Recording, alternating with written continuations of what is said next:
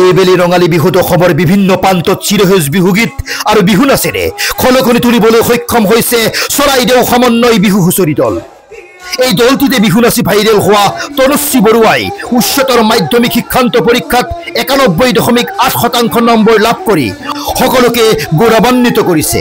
তেখেতৰ এই সফলতাৰ বাবে সমূহ অসমবাসী ৰাইজৰ হৈ অভিনন্দন জ্ঞাপন কৰিলো, লগতে তেখেতৰ ভৱিষ্যত উজ্জ্বল কামনা কৰিলো।